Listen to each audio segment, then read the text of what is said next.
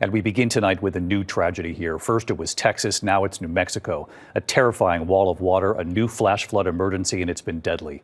Homes swept away, one family, a soldier and his wife, their 2 children swept away. Only the parents were found alive. The images tonight here, that powerful wall of water sweeping right through this community in New Mexico, the river rising 20 feet in just 30 minutes. At least 3 people were killed.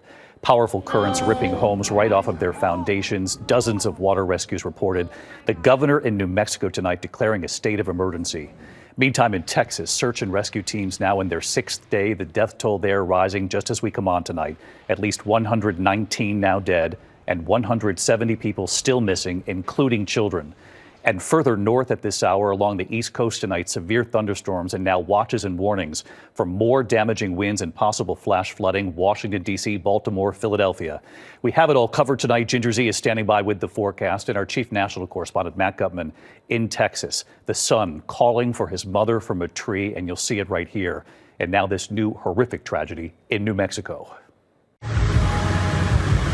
A long night ahead for residents of Ruidoso, New Mexico, after a ferocious and deadly wall of water blasted through the streets.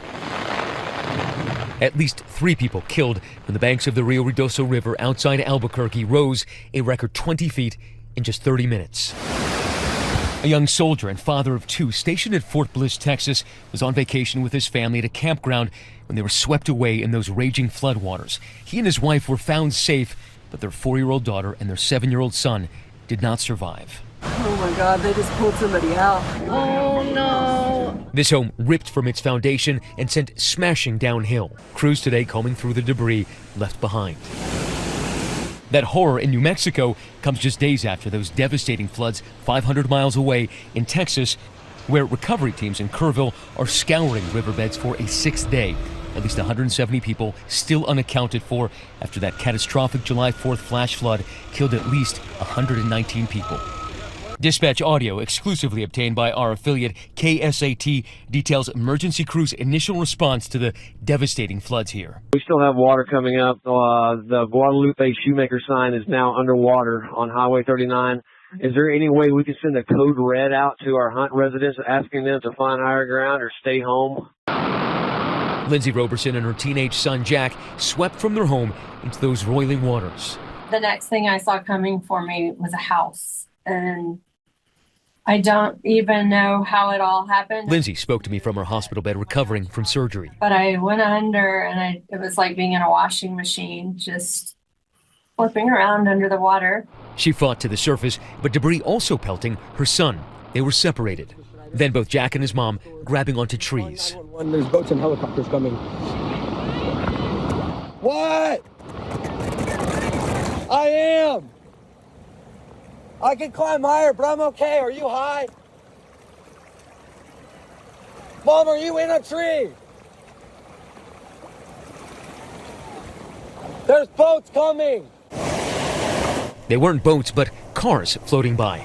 Lindsay grateful Jack was okay. Because I don't think there's a word that describes the overwhelming, oh my God, there's my baby and he's alive. Thank God he's alive. He's alive. He's alive. And in a remarkable turn, Lindsay's 2 daughters were at Camp Mystic, where so many little girls were lost.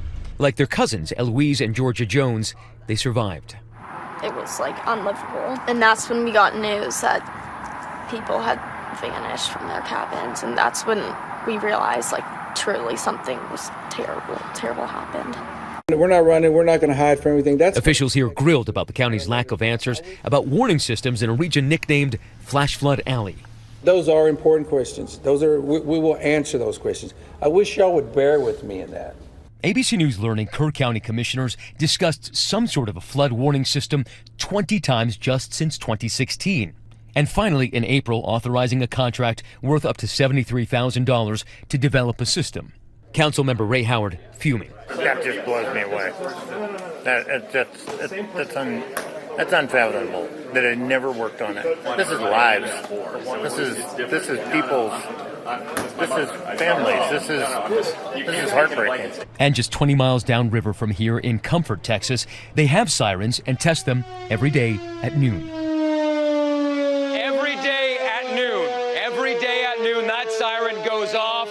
alerting people that the system is working. Authorities say those sirens save lives. And back upriver tonight, we're learning more about those families lost here. Water just started coming like super fast. Leo Romero Jr. turns 19 today. He watched his father, stepmother, and his 2-year-old brother ripped away from their home. I don't want to say I accepted it, but no, I thought I was going to die. His father, Leo, remembered for having the sweetest smile. Leo's wife, Natalia, as the kindest living soul, and Carlos as a sweet little boy who loved to play, smile, and laugh. And David, just a short time ago, Texas Governor Greg Abbott announcing a special session of the state legislature that will largely focus on flood preparation and relief. And just a reminder, Comfort, Texas, 15 miles downriver from here, it only cost them $70,000 to buy those 2 sirens there. David. Those sirens that definitely save lives. We know this emergency meeting is just days from now. Matt will stay on this, of course, for the people of Texas. Thank you. Tonight, we're also watching very closely a line of scattered storms north of Kerrville, where Matt was, just outside that area. And in the east at this hour, there are also damaging thunderstorms and now flash flood watches in effect from Washington, D.C. right up through Philadelphia. So let's get right back to Chief Meteorologist Ginger Z, back with us again tonight. Ginger, first Texas, of course, and you're tracking storms there again?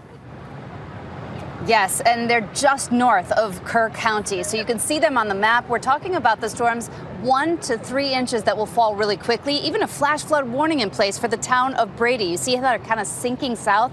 Be aware of that tonight, especially in hill country. Now, it's going to dry out Thursday and Friday before rain comes back for the weekend. Ruidoso, though, under a flood watch again at this hour because we see the futurecast moving through 9 p.m. Mountain Time. That's another storm that could produce an inch or 2 really quickly, and that swollen river has not gone all the way down yet. Let's go to the east. Washington, D.C. is currently in a flash flood warning. We've just heard reports of trees into cars. Severe thunderstorm warnings are happening from there into Virginia. Richmond about to get hit with that line as well. Delaware, New Jersey, Philadelphia, you still have it ahead of you. We're going to get rid of this entire thing after midnight. As you can see, that severe thunderstorm watch is up, but many of these storms are moving slowly. They could produce 2 to 3 inch per hour rainfall rates, David. Level 3 out of 4 for flash flooding. All right, watching these storms here in the east through midnight, Ginger says. And Ginger, we thank you.